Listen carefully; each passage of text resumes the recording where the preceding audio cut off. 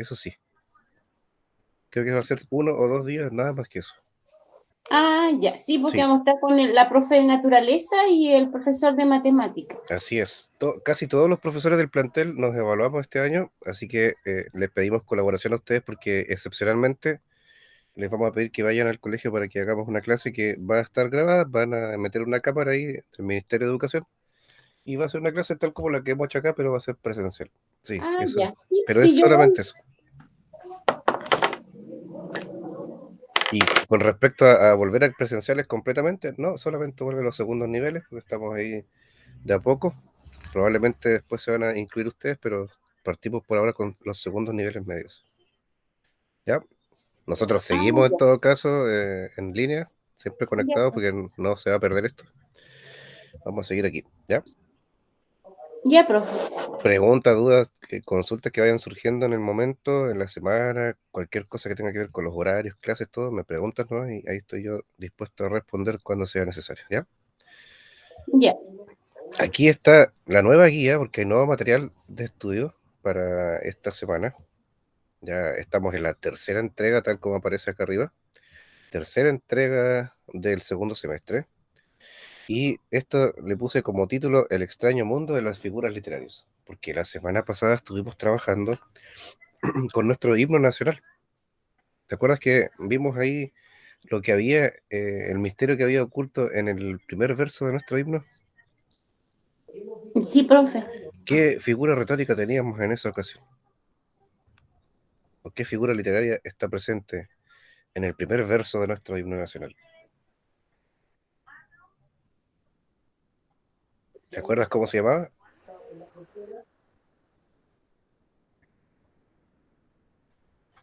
No, no me acuerdo, profe. ¿Anotaste por ahí en alguna parte? ¿Tiene algún apunte? Ah, ¿Escribió tuve por que... ahí? Sí, Busque tuve que nomás. haber anotado. Sí, por eso anoté, Busque nomás. parece. Busque nomás si es necesario, hay tiempo, no se preocupe. Hagamos memoria, a ver si se acuerda cómo se llamaba la figura literaria que compone nuestro primer verso del himno nacional. Esta guía que está acá, mientras damos respuesta a eso, yo lo voy a dejar así como en el tintero, ¿ah? Esa pregunta. Ya vamos a contestarla, a ver cuál era el nombre de la figura retórica. Tenemos que aprenderlo, así que lo vamos a dejar ahí en el misterio de la duda. Pero te cuento que esta guía que he diseñado para ustedes tiene también relación con el módulo 2 de lenguaje, que es este, que dice Literatura, 1000 identidades posibles. Entonces, ahí les dejé el código QR para acceder directamente a la descarga de esa guía. Ahí dice que esta guía se complementa con el módulo 2 y puedes descargarlo también en este enlace que está abajo. Siempre lo he puesto ahí referenciado para que no se les pierda nada del detalle. Primera tarea de la mañana, antes de que lleguemos a esa pregunta nuevamente de qué figura literaria está presente en el himno. Eh, Adriana, te pido que leas por favor este párrafo que está aquí, introductorio. ¿Cuál, profe, la que está arriba? Este párrafo que está aquí, el que tiene 6 líneas, debajo del título. Solo ese párrafo.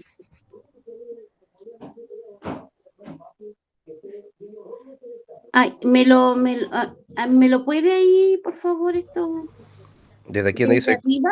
Ya, sí, sí. hasta donde dice lector, hasta ahí nomás, ¿ya? Ah, ya. Dele nomás. Cuesta bastante trabajo consensuar una definición certera de los que es literatura. Algunos pensamos en libros, otros en poesía, en lírica, en cuentos, en relatos, como sea. El texto literario es una creación artística que responde a la subjetividad de su autor y además persigue un fin estético. Es decir, su misión es deleitar o producir placer en el lector. Ok, entonces vamos a repasar lo que dice ahí porque hay varios detalles importantes. Primero, bueno, yo he marcado las 4 palabras clave de este párrafo porque hacen referencia a varios detalles que tenemos que ir revisando con mucho cuidado. No está hasta los días de hoy definido lo que es literatura. Todavía hay discusión sobre eso. ¿Qué será literatura? Es difícil definir ese concepto, porque si bien es cierto, se han hecho intentos de definir lo que es concretamente literatura, todavía no se llega a algo tan preciso como quien dice que define, por ejemplo, la palabra casa. Si uno va al diccionario, encuentra la palabra casa con su definición. Y literatura también, el diccionario nos va a dar un atisbo de lo que podría ser. Pero de ahí a encontrar una definición más técnica de ese concepto es complicado. Entonces, tal como lo hemos visto en las semanas anteriores, yo les pregunté en su momento qué es literatura y algunos me pensaron en, por ejemplo, los libros. Alguien me dijo, poesía, profe.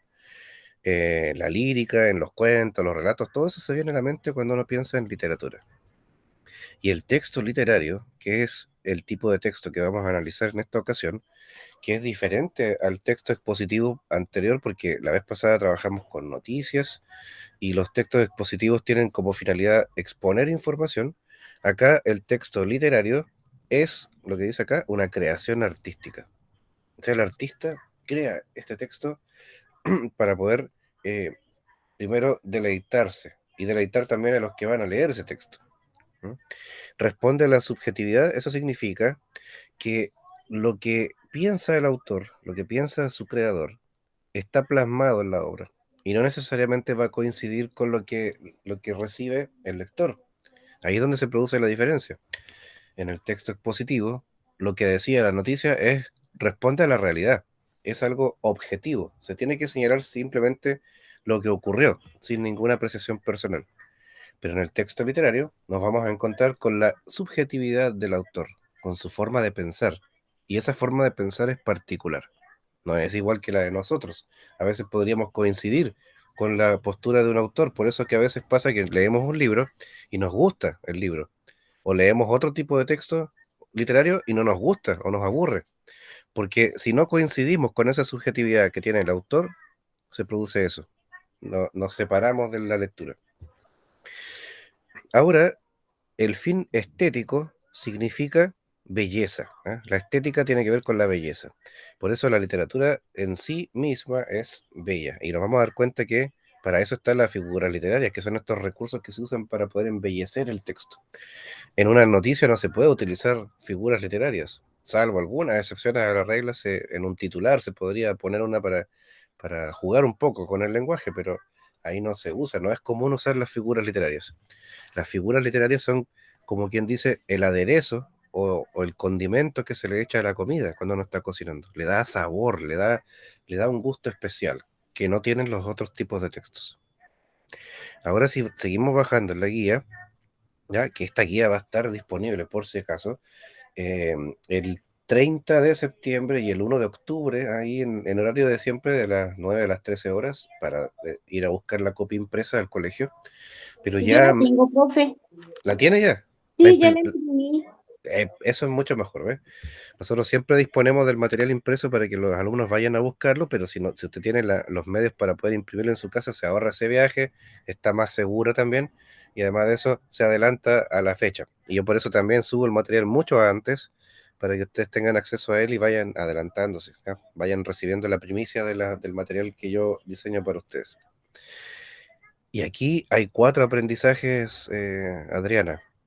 A ver, comentemos el primero. ¿Qué quiere decir eso de leer comprensivamente diversos textos de carácter literario?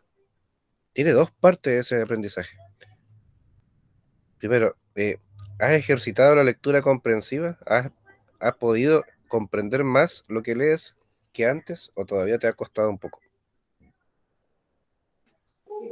Sí, me cuesta un poco, pero cuando no entiendo algo, lo vuelvo a leer, entonces ahí queda un poco más claro. Una de las técnicas de lectura que hace bien para cuando uno quiere comprender lo que lee es lo que acabas de decir, repetir la lectura. Mientras más veces leemos un texto de nuevo, de nuevo, de nuevo, mejor lo vamos a entender, porque la primera lectura siempre nos va a acercar a lo que dice el texto.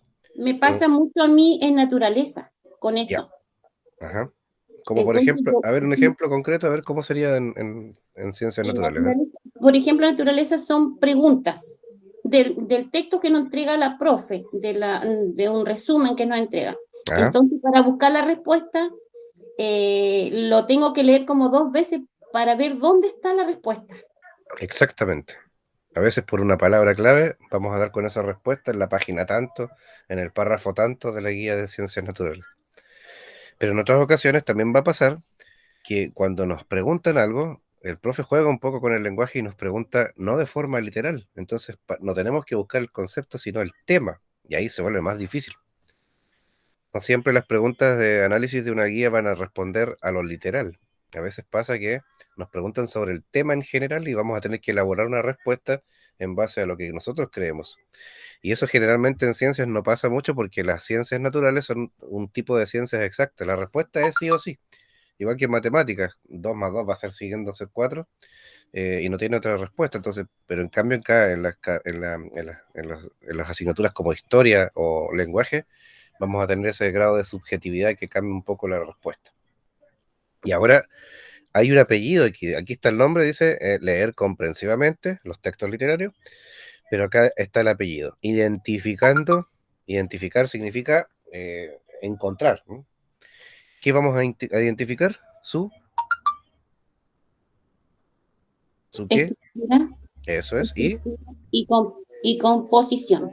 eso es. La estructura, por un lado, responde a la forma que tiene el texto, es decir, cómo se construyen las palabras, qué palabra va delante de esta otra, por qué va en ese orden, por qué se utilizó esta palabra y no su sinónimo.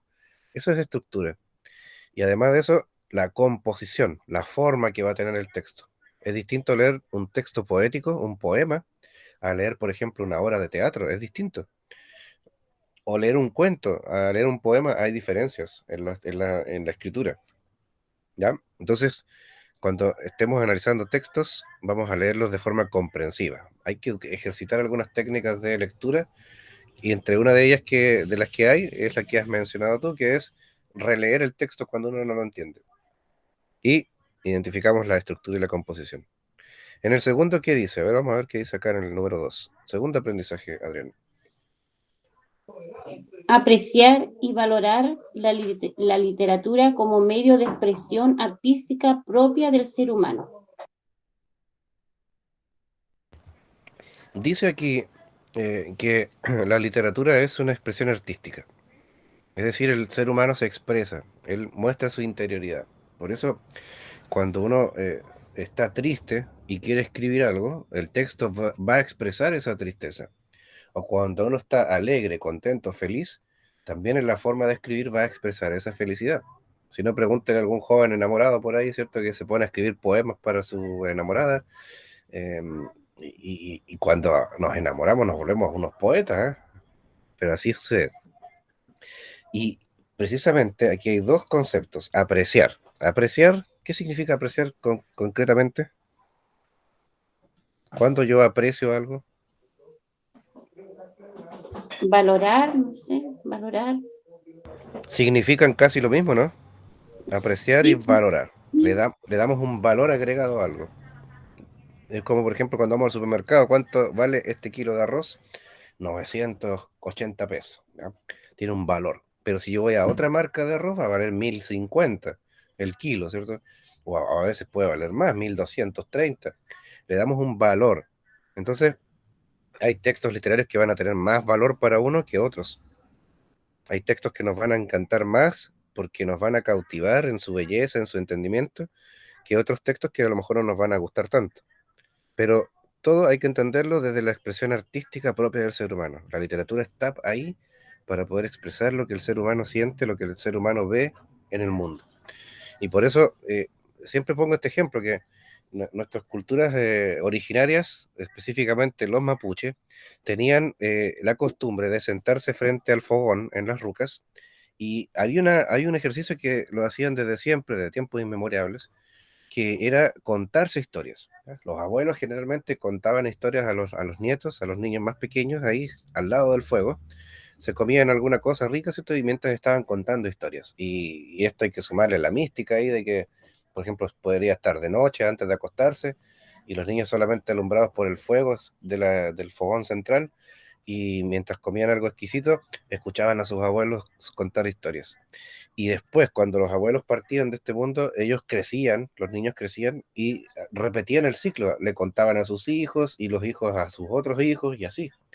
Y eso era muy exquisito porque eh, ahí vemos que la literatura no siempre va a responder al plano escrito. También hay literatura oral, es decir, literatura que se transmite de generación en generación a través de la voz. ¿A quién no le contaron algún cuento alguna vez, alguna leyenda cuando era pequeño para acostarse, para ir a dormir? Pues bien, a eso responde la literatura. Entonces hay un valor agregado. Nos vamos a ir encontrando con cosas realmente bellas cuando nos metamos en este mundo de la literatura. Y en el primer semestre, Adriana, tú recordarás que leímos un libro que se llamaba, ¿cómo se llamaba el libro del primer semestre? El libro, Sí, eh, ay, no me acuerdo mucho. nuestra lectura Éxtasis, algo así. sí, nuestra lectura complementaria, ¿cómo se llamaba? Eh, Dije, Éxtasis de juventud, parece. al revés.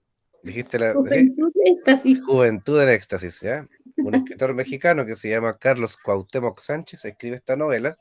Es una novela lo que leímos y contaban una historia, ¿no es cierto? De un joven que va cambiando su perspectiva, su modo de ser cuando conoce a una recepcionista de una consulta médica, ¿cierto? Y se enamora de ella. Entonces, esa novela es literatura. ¿Por qué? Porque es una historia ficticia, no existe en la realidad eso, no existió en la realidad, pero que tiene personajes y tiene un argumento, una trama. Entonces acá vamos a hacer lo mismo.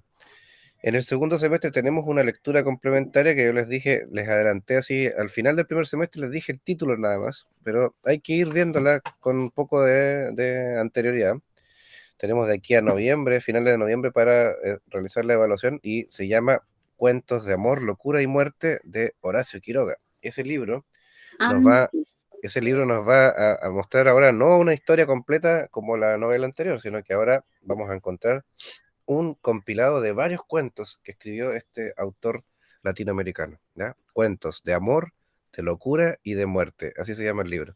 Bien prometedor el tema, porque el título, porque qué relación puede tener la locura y la muerte con el amor, ya lo vamos a descubrir en su momento.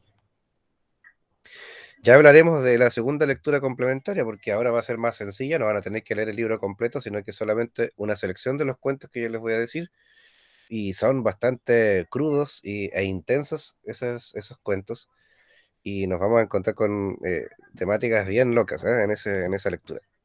Y todo para enriquecer nuestro lenguaje, nuestra comprensión de los textos literarios y aplicar lo que estamos aprendiendo acá. Tercer aprendizaje de esta guía, Adriana, léelo por favor. Identificar las figuras retóricas literarias presentes en algunos ejemplos de textos literarios. Eso es. Si la semana pasada estuvimos trabajando con el himno nacional y vimos que en el primer verso hay una figura retórica o figura literaria, se entiende lo mismo, ¿ah? Figura retórica, figura literaria es exactamente lo mismo, para que no nos confundamos. Si la semana pasada vimos que en el himno nacional, en el primer verso, hay una figura retórica presente, que todavía no le voy a recordar cómo se llamaba, sino que tiene que acordarse sola. Hiperbatón.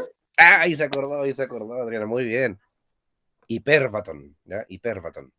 Es una palabra esdrújula, así que se dice hiperbatón. Carga la voz en la E, hiperbatón.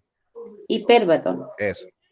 Esa figura retórica está presente en el primer verso de nuestro himno nacional, porque consistía en la alteración del orden lógico de las palabras en una oración.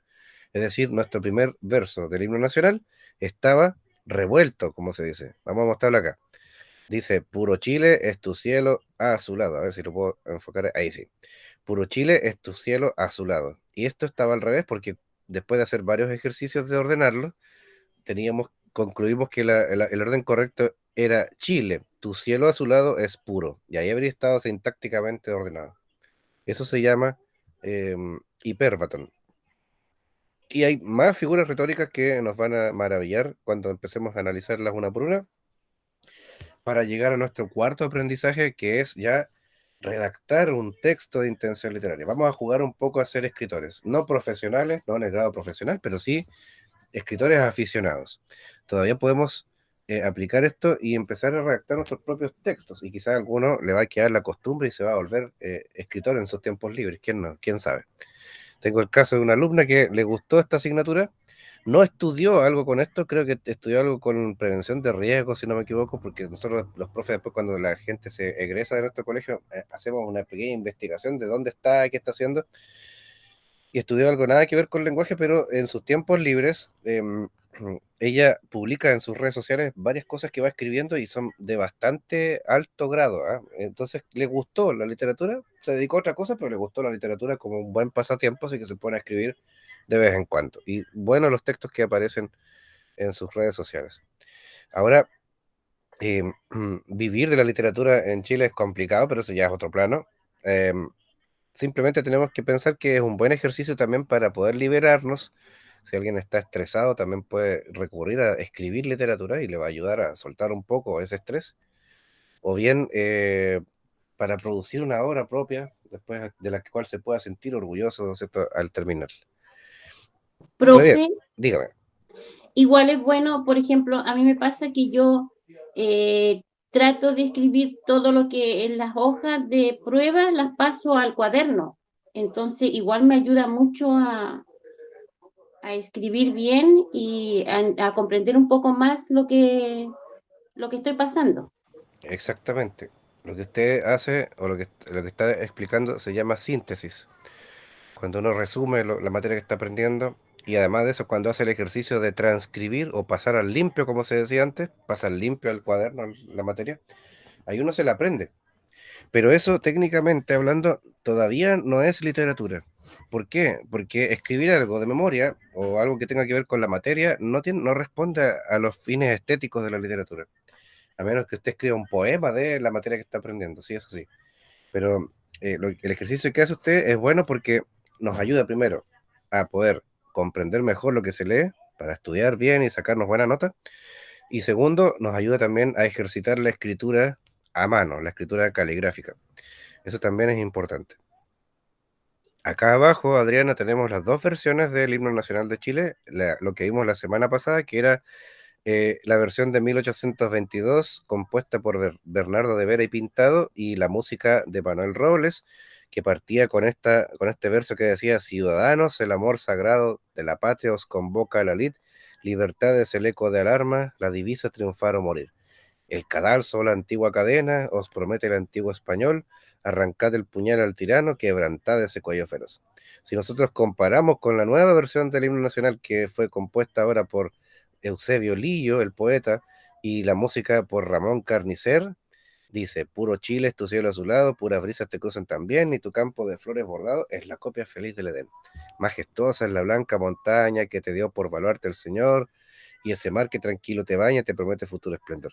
Ahí ya cambiamos de una tónica que tiene que ver con la guerra, con la violencia, ¿no? Con la muerte, a una tónica que tiene que ver ahora con los atributos del país, con los atributos de la naturaleza. Si te fijas bien, el tono de los dos versos, de los dos himnos, es muy, muy diferente, diametralmente opuestos. Y los he puesto aquí juntos para que podamos hacer una comparativa. Entonces, en la guía podemos comparar. Yo he marcado también las palabras clave aquí. Por ejemplo, la palabra lead aparece aquí. ¿Qué es una lead? Hay que buscar en el diccionario. Divisa también. Los que han hecho alguna vez un cambio de moneda cuando han viajado al extranjero conocen lo que significa divisa. Cadalso, ¿qué es cadalso? ¿Qué es tirano? Bueno, en fin, las palabras que están marcadas ahí más adelante en esta guía vamos a encontrar que tienen una razón de ser. Aras, asilo, Edén, baluarte. ¿Qué significarán esas palabras? Si usted quiere entender el propósito original del texto y qué significa, primero tiene que hacer un ejercicio de vocabulario. Repito, cuando quiere entender un texto, cuando está leyendo un texto, por ejemplo, en ciencias, en historia, en los otros asignaturas, y usted no entiende lo que lee, primero parta por subrayar las palabras que no conozca. Ese ejercicio de vocabulario y de buscar en el diccionario sus significados le va a empezar a dar más luz de lo que está leyendo para entender mejor. La otra técnica que usted ya mencionó, Adriana, es releer el texto cuantas veces sea necesario para entenderlo mejor. Y así vamos a ir viendo otras técnicas más que nos van a ayudar para eso. Les dejé los códigos QR y los enlaces a YouTube para ver cada uno de los videos que vimos la semana pasada de las dos versiones del himno, ¿no? Pero esto lo dejo aquí como un detalle histórico, algo que enriquece nuestro conocimiento, pero abajo viene la aplicación. Segunda página de la guía. ¿Qué dice la tarea acá, la tarea número 1, Adriana? Tarea número 1. Compara las dos letras de nuestro himno nacional, la versión de 1822 y la versión actual. Luego responde las siguientes preguntas. Entonces leemos lo que está acá arriba, los comparamos, vamos viendo cómo se construyen los versos, las estrofas, las palabras que van apareciendo, y acá abajo empezamos a contestar las preguntas. Primero dice, ¿cuál es el tema central de cada versión? ¿De qué se trata cada uno de los dos himnos? Si tuviéramos que resumirlo en un par de palabras, ¿de qué trata la versión de 1822 y de qué trata la versión actual? ¿Qué respondería usted ahí, Adriana? Que la primera versión habla de tiranía, en fin, como de odio. ¿Ya? ¿Y la segunda? La segunda habla de nuestra naturaleza, de algo más tranquilo, o sea, que resumen cómo es nuestro país. ¿Se fija que en la segunda letra es una letra más pacífica? Sí, pues más tranquila, más pasiva, sí. Ujú. Ahora, esto es importante saberlo porque cuando leemos un texto literario, en su conjunto significa algo. Y por eso la diferencia. Porque pongámonos a pensar, la gente que compuso esta letra en No, pues, 1822, sí, dígame. como la primera versión, como no inspira nada. Y la segunda sí, porque uno se emociona al escuchar el himno nacional. ¿Y acaso la gente que escuchó en 1822 este himno no se emocionaba? ¿Cree usted que no? Yo siento que, no sé, no, yo por lo menos no, o sea, veo puro, no, no incluso la música es como, no es como la misma de la actual. Claramente no, ¿cierto? Era un poco más lento, más parsimonioso. El de ahora que te imprime ánimo, ¿cierto? Cantar el himno nacional de ahora imprime ánimo, ¿no? Pero voy a explicar una cosa.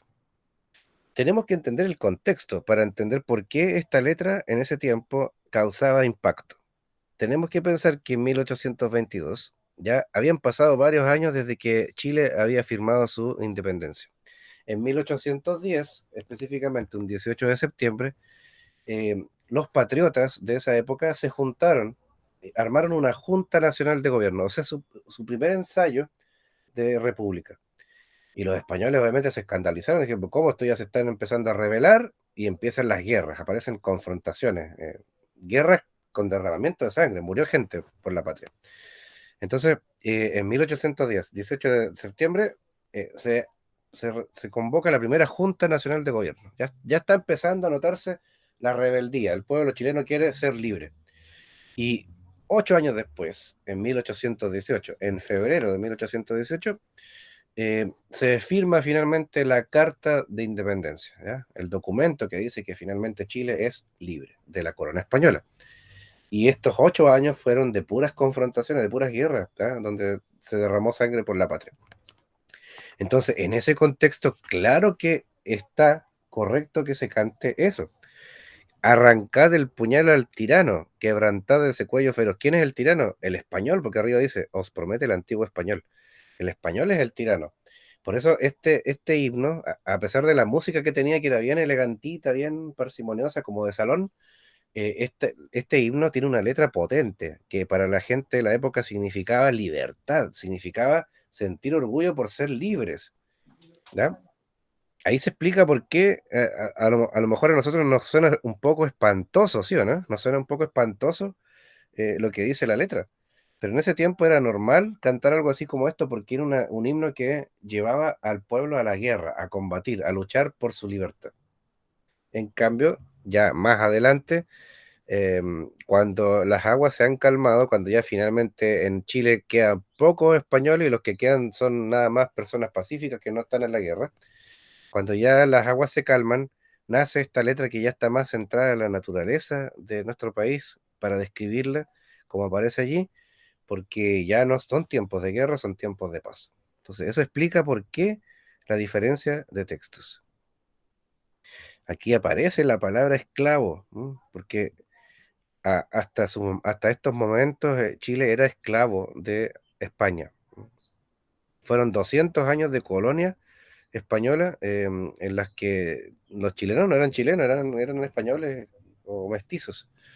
Y en un momento declaran la independencia y ahora por eso cantamos este himno que es más pacífico, porque habla sobre la naturaleza. Pero si te fijas ya en la última estrofa que se repite acá, Dulce Patria recibe los votos con que Chile en tu Sara juró, y aparece este verso categórico, que o la tumba serás de los libres o el asilo contra la opresión. Nuestro profe de música en la escuela nos retaba cuando cantábamos mal esto, porque decíamos, o el asilo contra la presión, decíamos, y se enojaba. Claro, hacíamos la maldad, porque eh, que o la tumba serás de los... O sea que hay dos opciones, que Chile será la tumba de los libres, es decir, la gente muere siendo libre, pero muere en su patria, ¿está diciendo?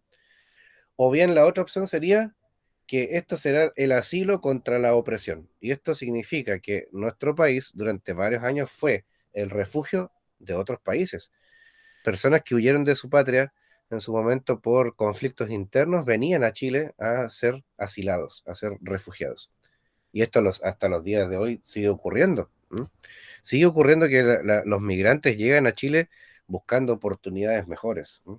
Huyendo de las condiciones precarias de sus países o de los conflictos bélicos que incluso hay en Sí, algunas naciones donde ellos viven, vienen a Chile porque encuentran que aquí hay paz. exacto, sí. Como pasó hace unos par de días, Adriana, Ah, sí, oh, qué horrible, sí. como podrá haber visto ahí en las noticias que se desalojó un contingente de migrantes que estaba en la Plaza Brasil de Iquique. Fue un hecho fatídico, ¿eh? Cómo echaban a la gente de ahí. Claro, aplicaron la ley que dice que los espacios públicos no se puede usar para vivienda, está bien, pero fue vejatorio el trato también lo que ocurrió.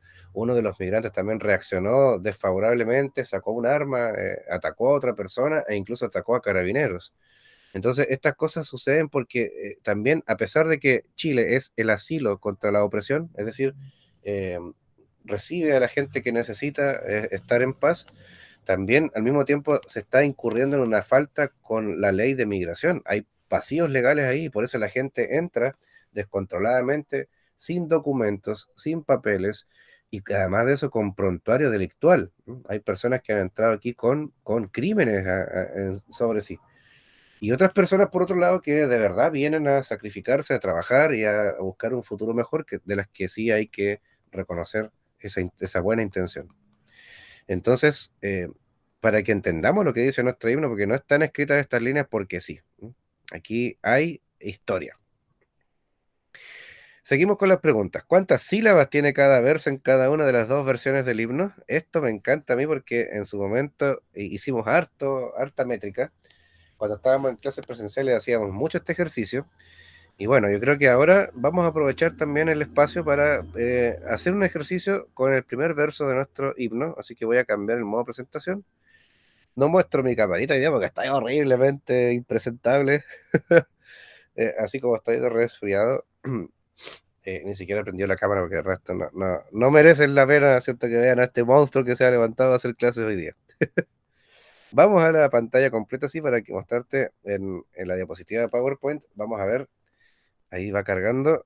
Ahí está. ¿Está viendo lo que yo veo? La primera frase del himno nacional. Sí, profe. Puro Chile es tu cielo azulado, ¿ya? Podemos hacer un ejercicio aquí. ¿Cuántas sílabas tendrá este verso?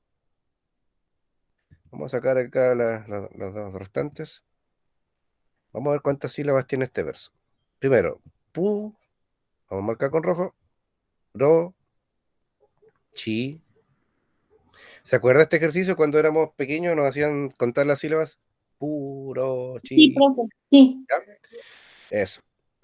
Entonces, puro Chile es tu, marcamos acá con rojo, otro color. ¿Cómo separa la palabra cielo? ¿Cuántas sílabas tiene la palabra cielo? Una, No, sie, ya, una y lo. eso es, ahí sí. Tiene dos sílabas, ¿ya? Y aquí viene la palabra azulado que tiene, ¿cuántas sílabas? A, Tres, no, a, azulado. su, Cuatro. eso, Cuatro. ahí sí, cuatro. Muy bien. Ahí está separado en sílabas. Ahora contemos. ¿Cuántas sílabas tiene este verso? Seis. No, cuéntelas completas, el verso completo, la línea entera que aparece ahí. ¿Cuántas sílabas tiene?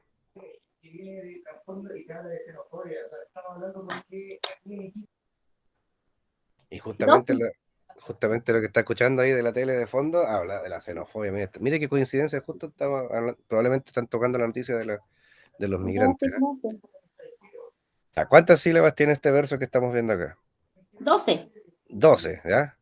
Puro Chile es tu cielo azulado. Ya, perfecto. 12 sílabas. Pero aquí aplica otra regla que en su momento vamos a conocer con más detalle, que es la regla de la sinalefa. Oh, la regla de la sinalefa. ¿Qué es una sinalefa, profe? ¿Qué palabra más rara? A ver, lo voy a escribir acá porque seguramente escucharlo no es suficiente. Sinalefa. La regla de la sinalefa menciona que una palabra, si termina en vocal, ¿conoce cuáles son las vocales, Adriana? ¿Cuáles, Las vocales. cuáles A, son las E, I, vocales? O, U. Eso es, eso es. Las cinco vocales son A, E, I, O, U. Y las demás letras del abecedario se llaman consonantes, ¿ya? Ahora dice la regla de la sinalefa que cuando una palabra termina en vocal y la que sigue a continuación, la que está al ladito, comienza con vocal, se juntan en una sola sílaba. A ver, ¿dónde ocurre eso en el himno aquí? ¿Hay una palabra que termina en vocal y otra que empieza después en vocal al tiro? ¿Dónde se? Sí, puro y a su lado ¿Segura? es, también hay una vocal al principio. Ya, ahí sí, por ahí está mejor. En puro no se cumple la regla porque si yo analizo acá, fíjese, puro Chile. Ah, sí, tienes razón. Puro, la palabra puro termina con la letra O, que es una vocal. Pero la siguiente palabra empieza con la letra C o la CH, que es una consonante. Entonces no se cumple la regla y por eso yo lo separé, si se fija ahí, por colores. Puse azul y rojo para efectos gráficos. Pero en la palabra Chile, que termina con vocal, la vocal E, se cumple la regla de la sinalefa porque la siguiente palabra, la palabra es, comienza con E. Entonces, estas dos ES se juntan en una sola sílaba. Entonces, si antes teníamos 12 sílabas, ahora se lee puro chiles. Y ahí tenemos 4 sílabas en vez de 5. Es decir, en vez de 12 en total, tendríamos ahora 11 sílabas. ¿Dónde más ocurre ese fenómeno? Lo de la sinalefa.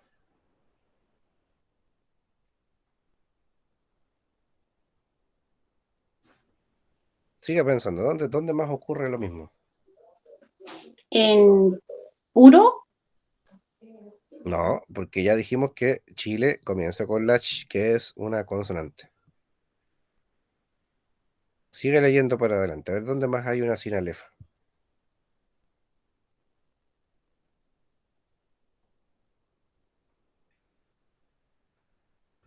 Aquí vamos a marcar primero con subrayado para que quede más claro. Eso es una sinalefa, ¿ya?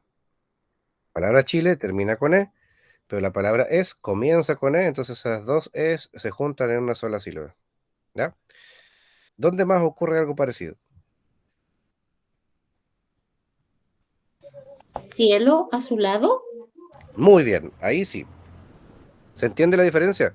Acá en puro Chile no se puede cumplir la regla de sinalefa porque Chile empieza con la CH, que es la consonante. En cambio, en cielo azulado tenemos sinalefa otra vez porque aquí tenemos la O y en la siguiente palabra tenemos la A. Y esas dos vocales se juntan en una sola sílaba. Entonces el conteo sería lo siguiente. Originalmente, cuando lo hicimos al comienzo sería puro Chile es tu cielo azulado. do, 12 sílabas. Pero ahora que hemos aplicado la regla de la sinalefa, tendríamos pu, ro, chi, les, tu, sie, lua, su, la, do. Y ahora se reduce el número de 12 a 10 10. sílabas. ¿Entendió bien eso? 10 Sí, sílabas.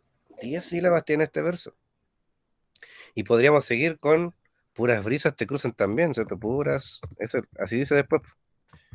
Puras brisas te cruzan también. A ver, ¿cuántas palabras tiene?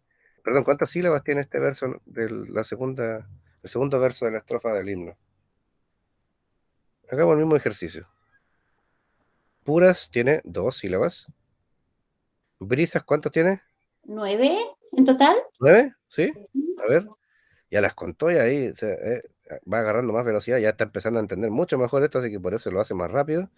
Puras brisas te cruzan también. Puras brisas te cruzan también. Ahora, aquí sucede algo extraño. Bueno, si tenemos acá 9 sílabas, como dijo usted, puras brisas te cruzan también. Aplica otra regla que es la regla de la terminación. Mire qué locura esto. Cuando la palabra final de un verso es aguda, es decir, cuando tiene un acento o una carga de voz al final, se le suma una sílaba al conteo. Entonces, no son 9, sino son 10, porque termina en palabra aguda este verso.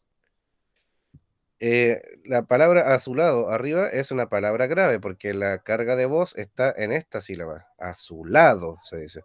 Entonces ahí no se le suma ni se le resta nada. Y acá, la palabra también tiene en la última sílaba la carga de voz, entonces es una palabra aguda. La regla dice, le sumamos una sílaba. Entonces ahora los dos versos tienen 10. Si la última... Entonces sería también. No, no, no, no. También. Son 2 sílabas, pero en vez de contar 9, le sumamos una porque la palabra final es aguda. Todavía estamos empezando a ver esto así como abuela pluma, no lo entendemos, es natural porque todavía estamos viendo algo nuevo. Pero cuando vayamos haciendo ejercicios, vamos a ir dando cuenta que efectivamente es así. ¿Ya? Así que no se desespere, porque va a pasar que cuando empecemos a estudiar la métrica de los versos, o es decir, que lo mismo que la medida, vamos a empezar a hacer este ejercicio de contar las sílabas y aplicar la regla de la acentuación final.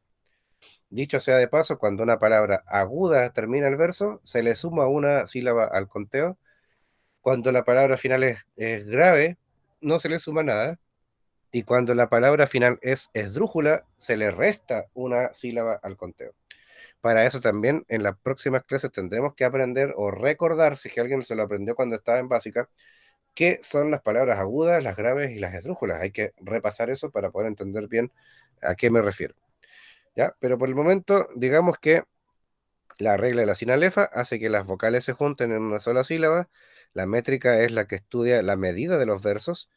Y aquí nos dio 10 arriba. Y acá también aplicando la regla de la sinalefa y aplicando la regla de la palabra final, tenemos también 10 y no 9, 10 sílabas. Eh, si podemos hacer este ejercicio con todo el resto del texto, nos vamos a encontrar que nuestro himno nacional tiene una métrica casi perfecta. Y tu campo de flores bordado. Por eso cuando se junta con la música suena perfecto. Suena perfecta la métrica, la rima. ¿M? Todo tiene sentido. Así se construyen las letras de los grandes himnos. A todo esto, yo cuando estaba en la enseñanza básica estudié en la escuela España, una escuela de orden municipal que está acá en Valdivia. Y en la escuela España era muy chistoso porque, si bien es cierto, teníamos, ya hemos visto que hemos sido independientes de España y todo lo demás, y ahora somos una nación independiente, una república. Fíjense que la historia de la escuela España es bien simpática, porque han pasado los tiempos en donde se peleaban por este territorio. Y ahora, fíjense que cuando en 1960, en mayo de 1960, un 22 de mayo, ocurre el terremoto de Valdivia, 9,5 grados Richter, una gran tragedia que dejó en la calle a muchas personas. Fíjense que el gobierno, uno de los gobiernos que vino en ayuda a nuestro país fue el gobierno español. Entonces, el propio rey de España mandó una convocatoria ahí, unos embajadores para venir a ayudar a reconstruir nuestro país, nuestra ciudad. Y entre esa historia se cuenta que la Escuela de España, actualmente ubicada ahí en calle Bochef, entre Errázuriz y Anfión Muñoz, esa escuela fue construida con fondos del gobierno español. Entonces, por eso le pusieron, en honor a ese regalo, le pusieron Escuela España. Y yo estudié en esa escuela y me acuerdo que en los 9 años que estuve ahí, yo hice el kinder y toda la enseñanza básica. Esos 9 años cantábamos el himno de Chile y también cantábamos el himno de la Escuela España, que tenía harto de esto que estamos viendo ahora, que es la métrica. ¿Mm? Profe, Sí. antiguamente se hacía eso porque nosotros, yo estudié en Puerto Montt, en la escuela uno. Ujú. Y nosotros igual cantábamos el himno nacional y cantábamos una canción referente a la escuela. Todos los lunes se hacía eso, Sí, Adriana. ¿Mm? Algo que se perdió un poquito porque antes era así, era bien solemne. A las 8 de la mañana entrábamos y de las 8 a las 8:15, formados en el patio, guardando distancia, se izaba la bandera, se cantaba el himno nacional y el himno de la escuela. ¿Ya? Claro, han cambiado los tiempos, ya no se hace tanto. Y menos en pandemia, ahora que estamos conectados, esto tampoco se acostumbra mucho a ese procedimiento, pero antes era muy común. ¿Mm? Y era un momento bonito, dicho sea de paso, porque era un momento que nos juntaba, nos conectaba como comunidad educativa, nos hacía sentir orgullosos de la escuela en la que estábamos. ¿No? Pues bien, la pregunta B ya empieza a tener sentido porque aquí dice cuántas sílabas tiene cada verso en cada una de las dos versiones. La letra C ya es una pregunta más personal. profe, ¿Cuál? Sí. en la B, cuando dice, en la pregunta dice cuántas sílabas tiene cada verso, eso tiene, igual cuenta lo que usted hablaba recién de las palabras que se suman y las que se restan. Como ejercicio inicial, como todavía no sabemos bien el tema de la regla y la clase que Todavía sigue no. la voy a preparar para eso, haga el conteo de sílabas como usted lo hizo hoy día nomás, no se preocupe, le va a dar números Ya, diferentes, aquí usted le va a dar números diferentes en los versos, pero cuando empecemos a aplicar la regla, vamos a ver que se va a ajustar ese conteo para que los versos sean iguales. ¿M? ya, Es, ma- profe. es maravilloso esto, pero todavía no lo sabemos, así que no hay problema. Ya, Cuéntalo como lo veo usted nomás y después en la próxima clase vamos a corregir ese conteo a ver si es que concordamos con lo que dice y ya, le voy a enseñar más de la regla de la métrica para que sepamos cómo se cuentan las sílabas y si se le suma, se le resta o se le mantiene la cantidad. Y ahí va a ocurrir algo maravilloso porque se va a ajustar el conteo a lo que dice la regla de la métrica y vamos a encontrar que todos los versos son iguales o salvo que alguno difiera un poco. Pero por ahora contémoslo así como se ve, ¿no?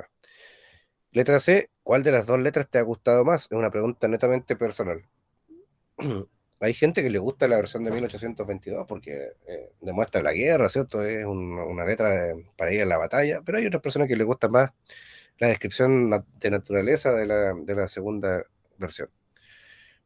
Y acá abajo, bueno, había unas palabras acá marcadas en color más oscuro: lid, divisa, cadalso, tirano, aras, asilo, edén, baluarte.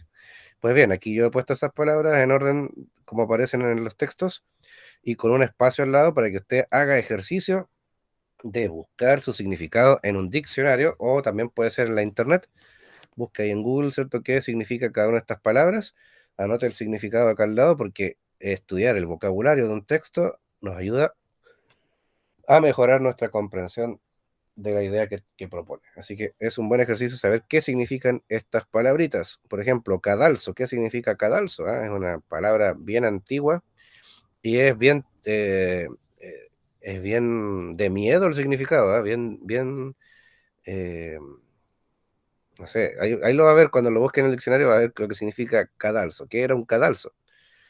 Em, y acá abajo, en la letra E, vamos a pedir que redacte un breve mensaje para el autor de la versión del himno que más te ha gustado. Imaginemos que le escribimos a Bernardo de Vera y Pintado para la primera versión, o a Eusebio Lillo en la segunda, y escríbale un pequeño mensaje en este espacio contando cómo usted vio ese texto. ¿Ya? Bueno, más adelante aparece el caso de Puro Chile, tu cielo azulado, este verso que acá ya hemos trabajado en las clases anteriores, le puse el ejercicio aquí para que usted pueda reordenar el primer verso, escribirlo de nuevo en el orden correcto. Aquí abajo sale la descripción de lo que es un hiperbatón, que es la figura retórica que aparece en este verso.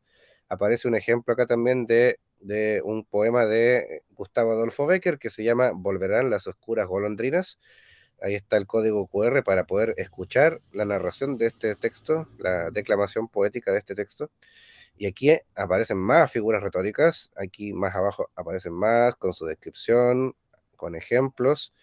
Acá también en el siguiente ejercicio, la tarea 3, te pido que pongas comparaciones y metáforas. Varios ejemplos de ellos los puedes anotar aquí. Estos ejemplos los puedes proponer tú mismo o los puedes buscar en internet como quieras, porque doy la libertad de que lo hagan así. Vamos piano a piano, ¿ah? Si esta tarea todavía se vuelve difícil, Adriana, no la haga al tiro, déjelo con tranquilidad nomás y nos vamos a ir explicando paso a paso, porque tenemos esta, la siguiente clase y la subsiguiente para explicar este detalle, ¿ya? Ya, profe. Y aquí a la tarea número 4 ya vamos a estar en un nivel más profesional, si se puede decir, donde le voy a pedir que redacte un pequeño poema de al menos 7 versos con el tema que tú quieras, en el cual apliques al menos una comparación, una metáfora y un hiperbatón. Para eso hay que conocer primero en qué consiste en esa figura. Entonces tenemos el hiperbatón, que es el desordenar la frase, pero no sabemos todavía lo que es una comparación o una metáfora. Así que si quiere puede investigar durante la semana ahí en Google o en YouTube también hay varios videos que explican esto, pero sin correr, nos vamos a ir viendo en las siguientes clases para que estos 7 versos de aquí se transformen en nuestro primer intento de redactar un texto literario. Incluso podríamos aplicar incluso la regla de la métrica y podríamos lograr 7 versos que tengan la misma medida, sería espectacular. Y si a eso le sumamos una rima, ya está para publicarlo para el Premio Nobel de Literatura, porque ya Adriana se transformaría en una espectacular escritura, así que de, de verdad. Sería genial. Sí, sí, ¿por qué no? Es un buen ejercicio y vamos a ir viendo que esos recursos literarios pueden aplicarse a la escritura y embellece lo que uno hace. Así que no va a escribir un simple poema, sino que puede hacer un poema muy bonito aplicando lo que estamos aprendiendo. Acá abajo, en la sección de ampliar de tus aprendizajes, tenemos un video descriptivo de las principales figuras retóricas. Si usted hace clic en este enlace o si escribe este enlace en el navegador o escanea el código QR, va a llegar a este video espectacular que tiene la descripción de las figuras literarias más comunes. Acá les dejé un juego también para que puedan ejercitar el tema de las figuras retóricas. Hay preguntas con alternativas. Y acá nuevamente está el enlace a mi lista de reproducción donde se van subiendo todas las clases, incluyo también la que estamos viviendo en este día de septiembre, ya avanzando en el mes de la patria. Estamos terminando ya. Que no queda nada para que se vaya septiembre. 27 ya. En fin. Espero que le haya gustado este nuevo material. Lo puede ir trabajando recuerde que lo puede ir trabajando conjuntamente con el módulo 2 de lenguaje del Mineduc y van a ir hablando de la misma materia los dos. ¿Ah? Eso lo dije la semana pasada igual.